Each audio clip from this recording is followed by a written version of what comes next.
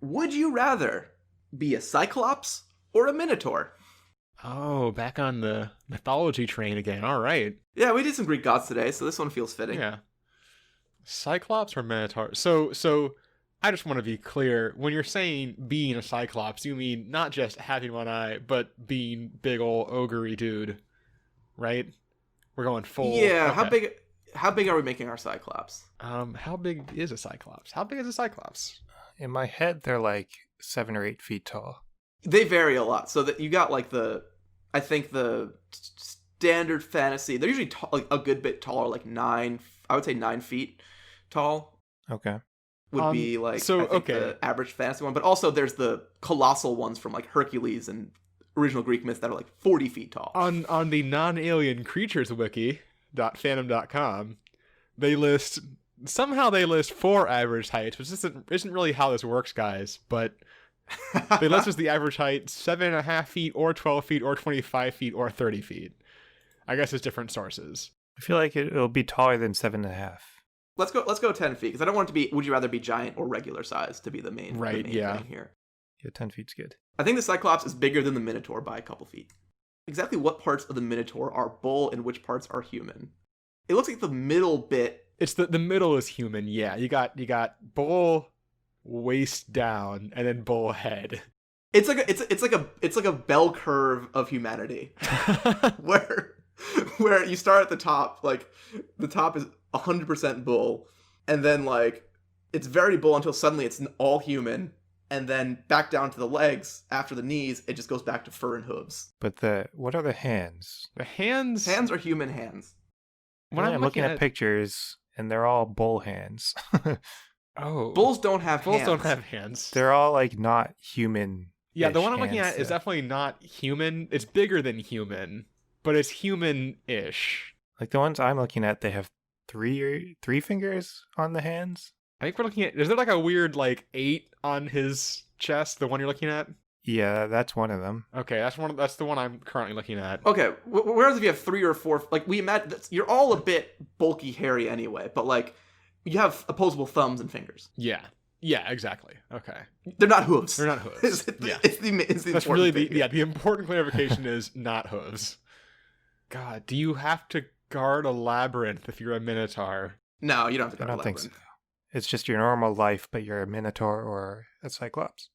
Do you find yourself inclined to guarding labyrinths as a hobby? Like, is there like a calling there, or Yeah, but there's not many labyrinths around, so you haven't really, committed to do you it. just stand outside escape rooms and shit? Like, It's one of those things like where you watch someone like play, like you watch someone like playing, football or something. Like, man, I'd like to play some football, but you never really pursue it more than that. Like, you might have an affinity for it, but it's not part of your life. I like the idea that like you take your minotaur friend to an escape room and he just goes nuts.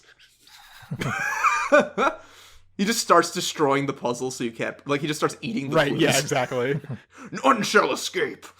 You just hoard copies of the movie Labyrinth. So is a minotaur also taller than normal?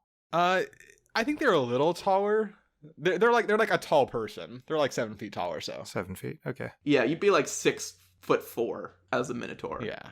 I think if someone saw you as a minotaur but you weren't clearly a bull, people might think you're a basketball player. So the obvious downside to being a cyclops is depth perception.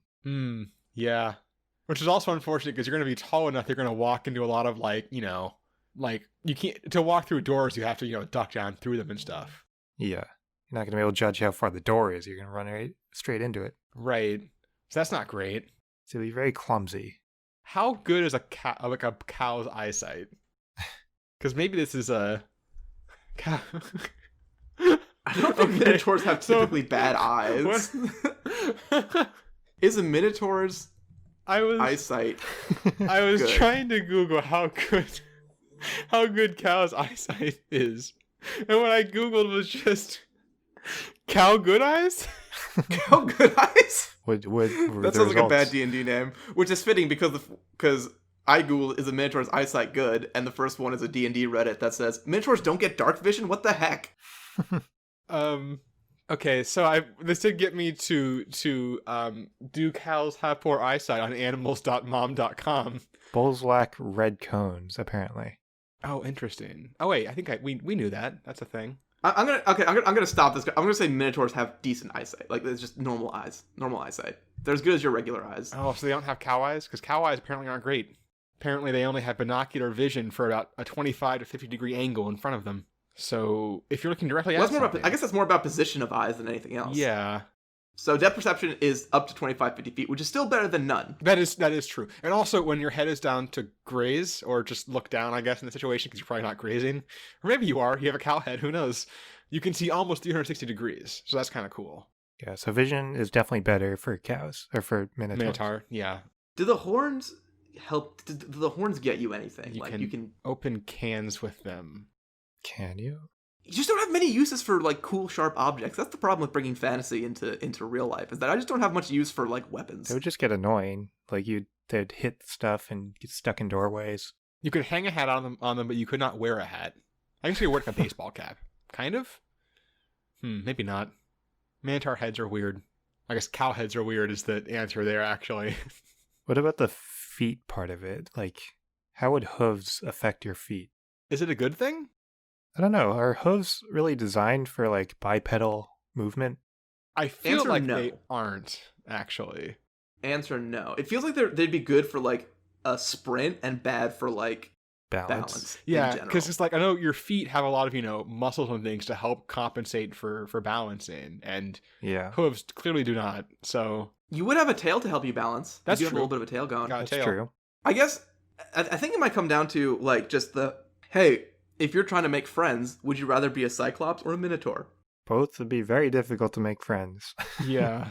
I actually think the size component comes into it a lot, because being cyclops size would be very difficult to live as. I agree with that, yeah. Where if you're a minotaur, you're just like a tall person, but you can still do it. There are people that tall in real life. I also think I'd rather be friends with someone who looks like a minotaur than a cyclops. It might just be that media makes some minotaurs cool and helpful and like, basically like good like buff dads, as opposed to cyclops, which are basically exclusively stupid and evil. Also, like, if you're a cyclops, you can't like go to a movie theater or something. You can do that as a minotaur. True. Yeah, your horns That's would still be annoying to those behind you, but a little bit less annoying than a whole shoulder breadth. You can still do human things. Right, yeah. You are roughly more roughly human sized than a cyclops is. I feel like being that big is just Chris is right. It's gonna be a very big issue.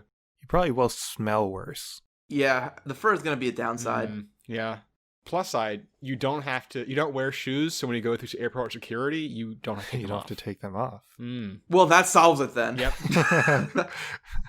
Yeah, it's hard for me to vocalize exactly why I'm so biased, but like I'm just looking at a bunch of pictures of minotaurs and a bunch of pictures of cyclopses, and I'm just like, every time I look at cyclops, I'm like, not for me. And I see the minotaur, I'm like, yeah, why I not? like cows. Yeah, Cows are cool. This is a cow man.